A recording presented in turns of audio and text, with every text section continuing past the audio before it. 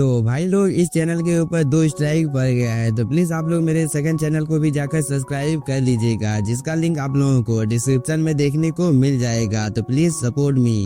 तो martial master की इस एपिसोड की शुरुआत में हम इस कल्टीवेटर को देखते हैं, जिसकी हालत इस जगह पर काफी ज्यादा खराब होती है, क्योंकि अब इसे इस जगह पर लगने लगा था कि चंगसाओ उसे जान से मारने ही वाला है। लेकिन चंगसाओ इसे जिंदा छोड़ देता है, जिसकी वजह से ये कल्टीवेटर एक राहत की सांस लेता है। तभी चंगसाओ वैंगचैंग को बोलता है, मैं इस कल्टीवेटर की जिम्मेदारी तुम्हारे ऊपर छोड़ता हूँ। इस बात को सुनकर वैंगचैंग काफी ज्यादा खुश हो जाता है, क्योंकि वैंगचैंग इस जगह पर इस कल्टीवेटर को एक अच्छा सबक सिखाने वाला था। तभी कियानसुई और चंगसाओ इस जगह से चले जाते हैं। इसके बाद वैंगचैंग धीरे धीरे इस कल्टीवेटर की ओर आने लगता है, जिसकी वजह से इस कल्टीवेटर को बहुत ही ज्यादा डर लगने लगा था, क्योंकि कुछ देर पहले ये कल्टीवेटर यहाँ पर वैंगचैंग को जान से मारने वाला था। और अब वैंगचैंग यहाँ पर अपना बदला लेने लगता है, क्योंकि वैंगचैंग इस जगह पर बहुत ही बेरहमी के साथ इस कल्टीवेटर को पीटने लगता है, जिसकी वजह से इस कल्टीवेटर की मौत यहाँ पर हो जाती है। और इस चीज को देखकर यहाँ पर वैंगचैंग काफी ज्यादा खुश हो जाता है। लेकिन तभी वैंगचैंग को किसी के इस जगह पर आने का एहसास हो जाता है, इसलिए वो इस जगह से निकल जाता है। तभी यहाँ पर एंट्री होती है मिस हाउ की,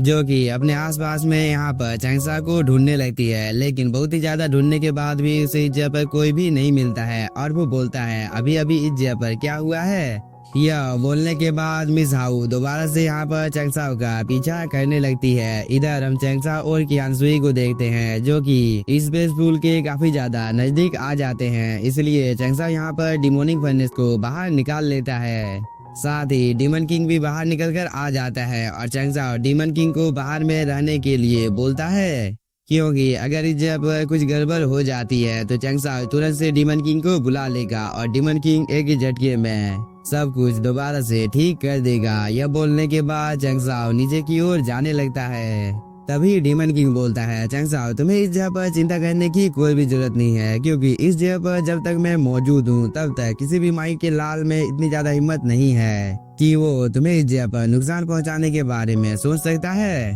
तभी चंगसाओ बहुत ही तेजी के साथ स्पेस पूल के सामने आ जाता है, और हम इस कल्टीवेटर को देखते हैं, जिसे यहाँ पर इस फॉर्मेशन को बनाए रखने में काफी ज्यादा प्रॉब्लम होने लगती है, क्योंकि ये फॉर्मेशन यहाँ पर इन लोगों की बॉडी के अंदर से स्पिरिचुअल एनर्जी को अपने अंदर में एब्जॉर्ब कर रहा था, जिसकी वजह से मिस रुयू की हालत यहाँ पर काफी ज्यादा खराब हो जाती है। साथ ही बाकी के ये सभी कल्टीवेटर भी अपने आसपास के इस प्रोटेक्टिव बैरियर को किसी भी हालत में बनाए हुए थे, क्योंकि इन लोगों को पता था कि अगर ये प्रोटेक्टिव बैरियर टूट जाता है तो ये फॉर्मेशन यहाँ पर इन लोगों की जान ले लेगा। साथ ही फॉर्मेशन के बाहर से एक एल्डर काफी ज्यादा पावरफुल अटैक इन लोगों के प्रोटेक्टिव बैरियर के ऊपर करने लगता है, जिसकी वजह से मिस रुयू और इसके साथियों को काफी ज्यादा तकलीफ होने लगती है। और इन सब चीजों को देखकर यहाँ पर फेंगलेई को मजा आ रहा था, और वो इस एल्डर को बोलता है, बहुत ही लंबा टाइम बीत चुका है, लेकिन अभी तक तुमने इस प्रोटेक्टिव बैरियर को यहाँ पर डिस्ट्रॉय क्यों नहीं किया है। इस बार ये एल्डर इस जगह पर काफी ज्यादा घबरा जाता है, और वो इस प्रोटेक्टिव बैरियर के बारे में इन लोगों को बताने लगता है कि यह लॉ इन्फोर्समेंट हॉल का एक सीक्रेट टेक्निक है, जो कि काफी ज्यादा पावरफुल है,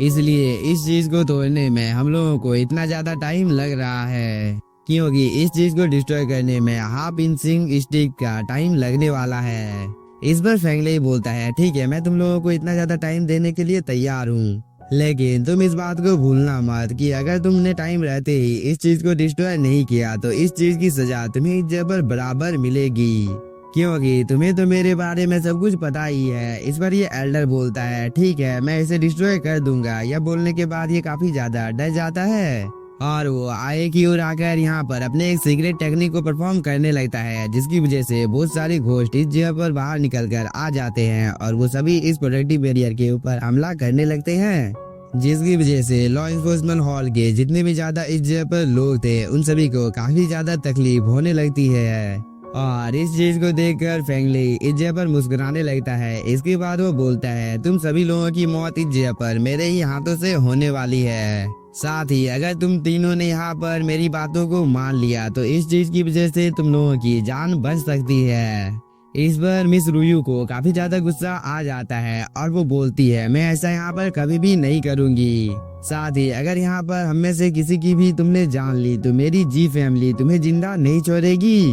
तभी फैमिली इस जगह पर काफी ज्यादा हंसने लगता है और वो बोलता है तुम लोगों की जी फैमिली तो बस एक मामूली सी फैमिली है, आखिरकार जी फैमिली मेरा बिगाड़ ही क्या लेगी, क्योंकि मैं तो बस इस जगह पर फैंटम डीमन सेट की पावर को चेक करना चाहता हूँ कि यह कितना ज्यादा पावरफुल है, इसीलिए तो मैं यहाँ पर तुम लोगों के साथ खेल रहा हूँ, क्योंकि इस चीज में मुझे इस जगह पर काफी ज्यादा मजा आ रहा है। लेकिन तुम दोनों के पास एक रास्ता अभी भी मौजूद है, अगर तुम दोनों इस जगह पर मेरी बाहों में आ जाते हो तो इस चीज की वजह से तुम लोगों की जान को मैं बख्श दूंगा, क्योंकि इस चीज की वजह से मुझे काफी ज्यादा आनंद मिलने वाला है। इस बार मिस रूयू को यहाँ पर काफी ज्यादा गुस्सा आ जाता है और वो बोलती है मैं लॉ इन्फोर्समेंट हॉल से हूँ और तुम लोग क्या हेवनली घोस्ट सेक्ट से हो, तो तुम लोगों को क्या इस जगह पर मरने से डर नहीं लगता है, जो कि तुम सभी इस जगह पर ऐसी हरकत कर रहे हो। इस बात को सुनकर ये एल्डर यहाँ पर काफी ज्यादा घबरा जाता है और वो अपने मन में कुछ सोचने के बाद दोबारा से इन लोगों के ऊपर हमला करना शुरू कर देता है।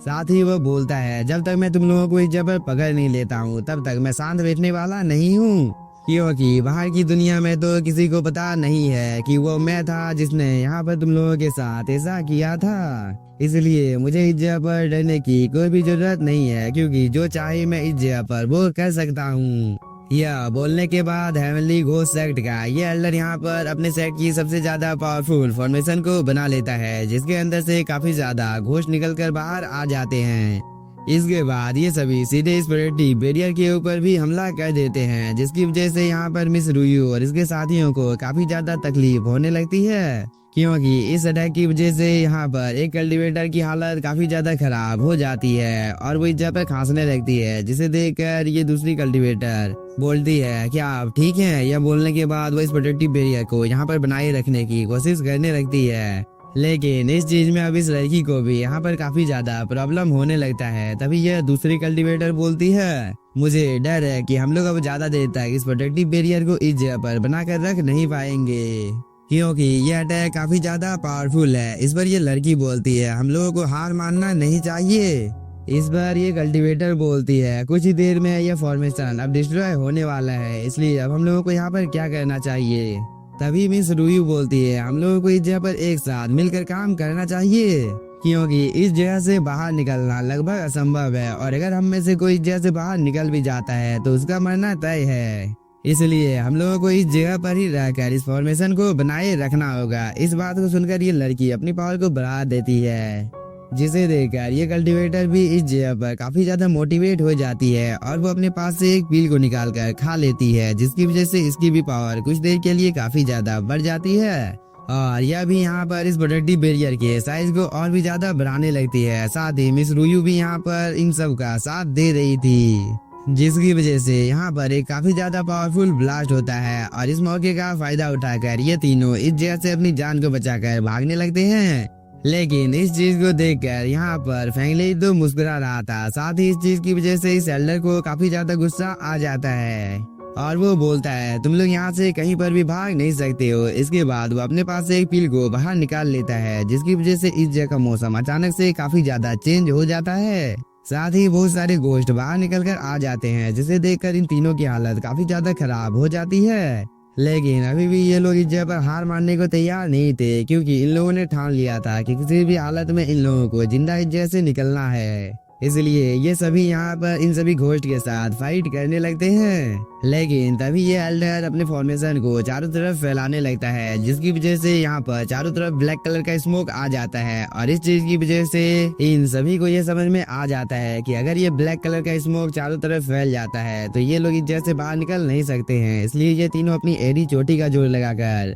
यहाँ से बाहर निकलने की कोशिश करते हैं। साथ ही मिस रिव्यू यहाँ पर अपने एक मल्टीपल स्वॉर्ड फॉर्मेशन को भी समन कर लेती है, लेकिन इस चीज को देखकर इस एल्डर को काफी ज्यादा गुस्सा आ जाता है और वो अपनी पावर को एक्टिवेट कर इन लोगों का पीछा करने लगता है। लेकिन इस चीज को देखकर इस लेडी को काफी ज्यादा गुस्सा आ जाता है और वो इन दोनों को खुद से दूर कर खुद वो इस एल्डर के साथ फाइट करने के लिए आ जाती है और वो यहाँ पर एक छोटा सा अटैक इस एल्डर के ऊपर कर भी देती है, जिसकी वजह से इस एल्डर की हालत काफी ज्यादा खराब हो जाती है और इस चीज की वजह से इस लेडी की भी मौत इसी जगह पर हो जाती है, जिसे देखकर मिस रूयू काफी ज्यादा उदास हो जाती है। लेकिन ये लड़की मिस रूयू को लेकर आगे की ओर जाने लगती है, लेकिन तभी फैंगली और ये मास्क पहने हुआ एल्डर इन लोगों के सामने आ जाता है और फैंगली बोलता है, तुम लोग कहाँ जा रहे हो? क्योंकि मैं तो तुम लोगों का बहुत ही देर से इस जगह पर इंतजार कर रहा हूँ। इस बात को सुनकर मिस रुयू और ये लड़की अपने नीचे की ओर देखने लगती है, जहाँ पर चारों तरफ काफी सारे एल्डर मौजूद होते हैं